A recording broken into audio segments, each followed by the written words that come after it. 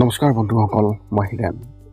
আজি এই ভিডিঅ'টো আগবঢ়াইছোঁ আপোনালোকক এই 2025 বৰ্ষৰ মাহটোত এই দুই ৰাশি ব্যক্তিসকলে কেনেধৰণৰ ফলাফল লাভ কৰিব তাৰে সম্পূৰ্ণ তথ্য আপোনালোকক আগবঢ়াইছোঁ। প্ৰথমে মোৰ এই চেনেলটো ছাবস্ক্ৰাইব কৰি ল'ব, যাতে মোৰ পিছৰ ভিডিঅ'বিলাক আপোনালোকে সহজে লাভ কৰিব পাৰে। লগতে মোৰ ভিডিঅ' যদি ভাল লাগে তেন্তে লাইক আৰু শ্বেয়াৰ কৰিব, কমেণ্ট কৰি আপোনালোকৰ মনোভাৱ প্ৰকাশ কৰিব। এতিয়া আহোঁ মূল বিষয়লৈ। সৰ্বপ্ৰথম পাৰিবাৰিক জীৱনৰ ক্ষেত্ৰত এনেধৰণৰ এই মাহটো আপোনাৰ পৰিয়ালত সুখ আৰু সমৃদ্ধিৰ পৰিৱেশ সৃষ্টি হ'ব আৰু সকলো সদস্যই আপোনাৰ লগত সুখী হ'ব। আপোনাৰ ঘৰত কোনো ধৰ্মীয় অনুষ্ঠান সংঘটিত হোৱাৰ সম্ভাৱনা দেখিবলৈ পোৱা গৈছে, যাৰ বাবে সকলোৰে মনত তাৰ ওপৰত বিশেষভাৱে কেন্দ্ৰীভূত হৈ পৰিব। এই সময়ছোৱাত শিশুৰ অসুস্থ হোৱাৰ এক লক্ষণ দেখিবলৈ পোৱা গৈছে, যাৰ বাবে তেওঁলোকৰ বিশেষ যত্ন ল'বলৈ আপোনালোকে চেষ্টা কৰক। ঘৰত সকলোৰে লগত বন্ধুত্বৰ অনুভৱ হ'ব আৰু পিতৃ মাতৃৰ আশীৰ্বাদ আপোনাৰ ওপৰত থাকিব। যদি আপোনাৰ মাক বা দেউতাক আপোনাৰ লগত নাথাকে তেন্তে এই মাহত তেওঁলোকক লগ পোৱাৰ সম্ভাৱনা দেখিবলৈ পোৱা গৈছে। আপুনিও হয়তো আপোনাৰ পূৰ্বপুৰুষৰ ঘৰলৈ যাব লাগিব পাৰে। ব্যৱসায় আৰু চাকৰিৰ ক্ষেত্ৰত এনেধৰণৰ এই মাহত আপুনি আৰ্থিকভাৱে অধিক সমৃদ্ধিশালী হ'ব। আপুনি বহুতো গুৰুত্বপূৰ্ণ ব্যক্তিক লগ পাব পাৰে, যিয়ে ব্যৱসায়িকভাৱে বৃহৎ লাভৰ ইংগিত দিব পাৰে। আপোনাৰ বহুতো ব্যৱসায়িক চুক্তি থাকিব পাৰে, যিয়ে আপোনাৰ ভৱিষ্যতৰ বাবে অতি সহায়ক হ'ব। যদি আপুনি চৰকাৰী চাকৰি কৰি আছে তেন্তে আপুনি ভ্ৰমণ কৰাৰ সম্ভাৱনা আছে। গতিকে আপোনাৰ চহৰৰ পৰা আন এখন চহৰলৈ যাবলগীয়া হ'ব পাৰে। এই সময়ত নিজৰ স্বাস্থ্যৰ বিশেষ যত্ন লওক। ব্যক্তিগত খণ্ডত কাম কৰা ব্যক্তিসকলে বা চাকৰি কৰা ব্যক্তিসকলে তেওঁলোকৰ চাকৰি হেৰুৱাৰ যি চিন্তা, সেই চিন্তা থাকিব পাৰে। ইয়াৰ বাবেই আপুনি নতুন সুযোগ বিচাৰিব চেষ্টা কৰক আৰু আপুনি বিচাৰিব। শিক্ষা আৰু কেৰিয়াৰ ক্ষেত্ৰত এনেধৰণৰ উচ্চ শিক্ষা গ্ৰহণ কৰা ব্যক্তিসকলে এই মাহত বহু নতুন সুযোগ পাব পাৰে, য'ত তেওঁলোকে কৰ্ম অভিজ্ঞতা লাভ কৰিব। তেওঁলোকৰ ভৱিষ্যতত ই অতি উপযোগী হ'ব। সেয়েহে এনে সুযোগবোৰ পিছলি যাবলৈ নিদিব। বিদ্যালয়ৰ ছাত্ৰ ছাত্ৰীসকলে এই মাহত শিক্ষকৰ পৰা বিশেষভাৱে প্ৰশংসা লাভ কৰিব আৰু আকাংক্ষিত ফলাফল লাভ কৰিব। চৰকাৰী পৰীক্ষাৰ বাবে প্ৰস্তুতি চলাই থকা ব্যক্তিসকলে বা ছাত্ৰ ছাত্ৰীসকলে এই মাহত বিশেষভাৱে কঢ়িয়াই আনিছে এক শুভ সংকেত। এই মাহত তেওঁলোকে হয়তো এজন ভাল গাইড বিচাৰি পাব, যিয়ে তেওঁলোকক ভৱিষ্যতৰ বাবে উপযুক্ত পৰামৰ্শ দিব। প্ৰেমৰ ক্ষেত্ৰত এনেধৰণৰ যদি আপুনি প্ৰেমৰ সম্পৰ্কত আছে তেন্তে মাহৰ আৰম্ভণিতে আপোনাৰ সংগীৰ লগত কোনো কথাক লৈ কিছু মতানৈক্য হোৱাৰ সম্ভাৱনা আছে, কিন্তু লাহে লাহে পৰিস্থিতি স্বাভাৱিক হৈ পৰিব আৰু আপুনি আপোনাৰ পত্নী বা স্বামীৰ প্ৰতি বিশ্বাস অধিক দৃঢ় হৈ পৰিব, যাৰ ফলত দুয়োৰে সম্পৰ্ক মধুৰ হৈ পৰিব। অবিবাহিত লোকসকলে এই মাহত কাৰোবাৰ আশীষ লাভ কৰিব পাৰে, যিয়ে তেওঁলোকক সুখী কৰি তুলিব। এই মাহত আপুনিও আপোনাৰ পুৰণি সংগীৰ প্ৰতি মোহভংগ হ'ব পাৰে। বিয়াৰ বাবে অপেক্ষা কৰি থকা ব্যক্তিসকলে আৰু বেছি সময় অপেক্ষা কৰাৰ প্ৰয়োজন। স্বাস্থ্যৰ ক্ষেত্ৰত এনেধৰণৰ এই মাহটো স্বাস্থ্যৰ দৃষ্টিকোণৰ পৰা আপোনাৰ বাবে খুবেই ভাল হ'ব আৰু আপুনি আগৰ তুলনাত অধিক সতেজ অনুভৱ কৰিব। মাহৰ আৰম্ভণিতে আপোনাৰ মনলৈ বহুতো নতুন ধাৰণা আহিব। আপুনি আপোনাৰ ভিতৰত এক নতুন শক্তি বিচাৰি পাব আৰু চাৰিওফালে ইতিবাচকতাৰ পৰিৱেশ সৃষ্টি কৰিব পাৰিব। যদি আপুনি ডায়েবেটিছ ৰোগত ভুগি আছে তেন্তে আপুনি কিছু যত্ন লওক। মাহৰ তৃতীয় সপ্তাহত চেনীৰ মাত্ৰা অলপ বৃদ্ধি পাব পাৰে, কিন্তু সাৱধান হ'লে এতিয়া কোনো সমস্যা নহ'ব। আপুনি এই মাহত শুভ সংখ্যা হিচাপে 3 ব্যৱহাৰ কৰক আৰু শুভ ৰং হিচাপে আপুনি এই মাহত গোলাপী ৰং ব্যৱহাৰ কৰিব পাৰে। মিথুন ৰাশিৰ ব্যক্তিসকলৰ বাবে এক বিশেষ তথ্য।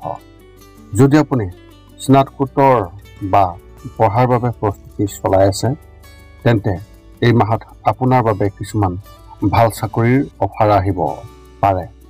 গতিকে আপোনালোকে ইয়াৰ ফটকৈ নেযাব আৰু সেই বিষয়ে আপুনি পুংখানুপুংখ তথ্য লাভ কৰিহে আপুনি যিকোনো সিদ্ধান্ত ল'ব।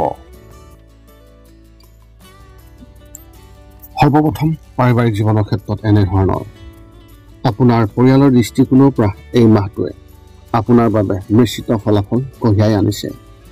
এই মাহত আপুনি আপোনাৰ পৰিয়ালৰ সদস্যৰ সম্পূৰ্ণ সমৰ্থন পাব, যদিও কিছুমান বিষয়ত আপোনাৰ দেউতাকৰ লগত কিছু মতানৈক্য হ'ব পাৰে।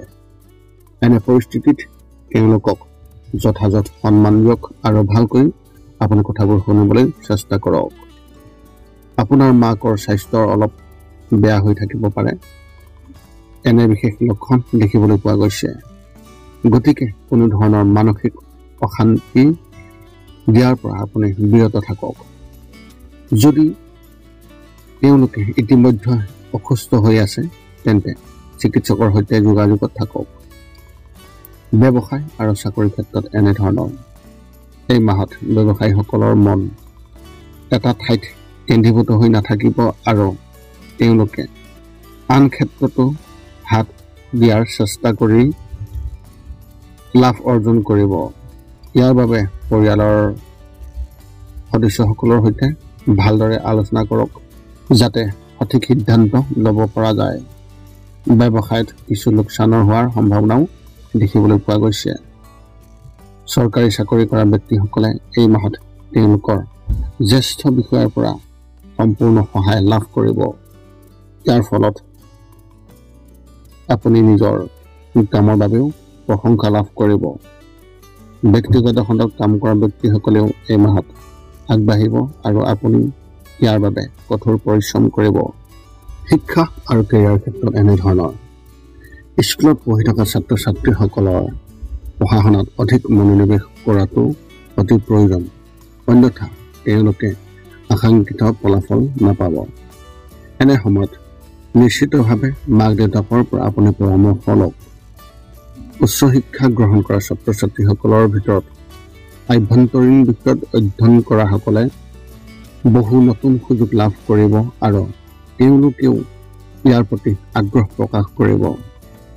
চৰকাৰী পৰীক্ষাৰ বাবে প্ৰস্তুতি চলোৱা ছাত্ৰ ছাত্ৰীসকলে এই মাহত নিজৰ কৰ্মক্ষেত্ৰত সম্প্ৰসাৰণ কৰিব, যিয়ে তেওঁলোকক ভৱিষ্যতৰ বাবে কৌশল ৰচনা কৰাত সহায় কৰিব। এই সময়ত নিজৰ ওপৰত নিশ্চয় আপুনি বিশ্বাস ৰাখিবলৈ চেষ্টা কৰক। প্ৰেমৰ ক্ষেত্ৰত এনেধৰণৰ। যদি কিবা এটাক লৈ প্ৰেমিক বা প্ৰেমিকাৰ লগত বিবাদ হৈ আছে, তেন্তে এই মাহতে ইয়াৰ অন্ত পৰাৰ সম্ভাৱনা আছে। আপোনাৰ সংগীৰ ওপৰত আপোনাৰ বিশ্বাস আৰু বৃদ্ধি পাব আৰু দুয়োজনে আপোনালোকৰ ভৱিষ্যতৰ বিষয়ে এক বিশেষ আলোচনা কৰিব। যিসকলৰ বিয়া হোৱা নাই, তেওঁলোকে এই মাহত ভাল সংগী বিচাৰি পাব পাৰে, কিন্তু খৰখেদাকৈ একো সিদ্ধান্ত নল'ব আৰু আপুনি খৰখেদা নকৰিব। যিকোনো সম্পৰ্কক সময় দিয়ক আৰু তাৰ পিছত যিকোনো সিদ্ধান্ত লওক। স্বাস্থ্যৰ ক্ষেত্ৰত এনেধৰণৰ। স্বাস্থ্যৰ দৃষ্টিকোণৰ পৰা এই মাহটো অশান্তিপূৰ্ণ হ'ব। কেতিয়াবা আপুনি সম্পূৰ্ণ সুস্থ অনুভৱ কৰিব, কিন্তু ঠিক পিছদিনা আপুনি কিবা বেমাৰত ভুগিব পাৰে। যদিও কোনো গুৰুতৰ বেমাৰ নাথাকিব, তথাপিও সৰু সৰু বেমাৰবোৰে আপোনাক আমনি কৰিব। মানসিকভাৱেও কেতিয়াবা আপোনাৰ মনটো অস্থিৰ হৈ পৰিব পাৰে আৰু কেতিয়াবা আপুনি সতেজ অনুভৱ কৰিব। এনে পৰিস্থিতিত খং উঠাৰ পৰা বিৰত থাকিব আৰু কাৰো লগত আপুনি তৰ্ক নকৰিব। মাহৰ শেষত আপুনি কিবা এটা চিন্তাত থাকিব পাৰে। আপোনাৰ এই মাহত শুভ সংখ্যা হিচাপে 6 আৰু শুভ ৰং হিচাপে আপুনি এই মাহত হালধীয়া ৰং ব্যৱহাৰ কৰিব পাৰে। কৰ্কট ৰাশি ব্যক্তিসকলৰ বাবে এক বিশেষ তথ্য, যদি আপুনি ছ'চিয়েল মিডিয়াত অতি সক্ৰিয় হৈ আছে তেন্তে এই মাহত কোনোবা অচিনাকি মানুহৰ লগত আপোনাৰ হাই কাজিয়া কৰাটো এৰক, নহ'লে ই আপোনাৰ বাবে ইমান ভাল নহয়। গতিকে আগতীয়াকৈ এই কথা মনত ৰাখিব আৰু আপুনি মনটো শান্ত কৰি ৰাখিবলৈ চেষ্টা কৰক। এতিয়া আপুনি সকলো তথ্য লাভ কৰাৰ পিছত এই 5টা কাম কৰিবলৈ আপুনি যিমান পাৰে চেষ্টা কৰক। সৰ্বপ্ৰথমটো হৈছে আপুনি আপোনাৰ শৰীৰটো সুস্থ কৰি ৰাখিবলৈ দৈনিক যোগাসন কৰক, য'ত মূলতঃ 10 মিনিটৰ বাবে ওমকাৰ মন্ত্ৰ, 10 মিনিটৰ বাবে কপালভাতি আৰু 10 মিনিটৰ বাবে অনুলোম বিলোম। ইয়াৰ লগে লগে আপোনাৰ শাৰীৰিক আৰু মানসিক স্বাস্থ্য একেবাৰে নিখুঁত হৈ থাকিব। 2 নম্বৰটো হৈছে ৰাতি শোৱাৰ আগতে নিস্তব্ধ আৰু নিৰ্জন ঠাইত 10 পৰা 20 মিনিট ধ্যান কৰিব লাগে। ইয়াৰ দ্বাৰা 2টা উপকাৰ পোৱা যায়। এটা হ'ল আপুনি ভাল টোপনি পাব আৰু দ্বিতীয়টো হৈছে পিছদিনা আপুনি সতেজ অনুভৱ কৰিব। ধ্যান কৰি থাকোঁতে মধ্যমীয়া শব্দৰ শান্ত সংগীতো আপুনি শুনিব পাৰে। 3 নম্বৰটো হৈছে প্ৰতি মংগলবাৰে পুৱা নিশ্চয় হনুমান চালিচা পাঠ কৰক আৰু হনুমান মন্দিৰ দৰ্শন কৰক, নতুবা আপুনি বিষ্ণু মন্দিৰ দৰ্শন কৰক। ইয়াৰ দ্বাৰা আপোনাৰ আৰু আপোনাৰ পৰিয়ালৰ যিকোনো সদস্যৰ সংকট দূৰ হ'ব আৰু সদায় সুখ আৰু শান্তি থাকিব। 4 নম্বৰটো হৈছে ঘৰৰ বাহিৰত গৰু আৰু কুকুৰক প্ৰতিদিনে আপুনি পাৰিলে খাদ্য খুৱাব লাগে। খাদ্য খোৱা আৰু যদি পাৰে চৰাই চিৰিকটি আদিকো খাদ্য আৰু পানীৰ যোগান ধৰক। এই পৃথিৱীখন যিমান আমাৰ সিমানেই সিহঁতৰো। নিতৌ ইহঁতক খুৱাই আমি তেওঁলোকৰ পৰা এক আশীৰ্বাদ লাভ কৰিব পাৰোঁ আৰু আমাৰ ওপৰত থকা গ্ৰহবোৰৰ কুপ্ৰভাৱ দূৰ হ'ব। সদশেষত 5 নম্বৰটো হৈছে আপুনি পাৰিলে মাজে মাজে চৌপাশৰ দুখীয়া ব্যক্তিসকলক আপুনি পাৰিলে সহায় কৰক আৰু ভোকাতুৰ ব্যক্তিসকলক আপুনি পাৰিলে খুৱাবলৈ চেষ্টা কৰক। যদি আপোনাৰ মনত এতিয়াও জ্যোতিষ সম্বন্ধীয় কিবা প্ৰশ্ন আছে তেন্তে আপুনি আমাক এই ভিডিঅ'ৰ তলত কমেণ্ট কৰি আপোনাৰ প্ৰশ্ন আমাক অৱগত কৰক আৰু আমি আপোনালোকৰ প্ৰশ্নৰ উত্তৰ দিবলৈ আমি সকলো সময়তে সাজু আছোঁ।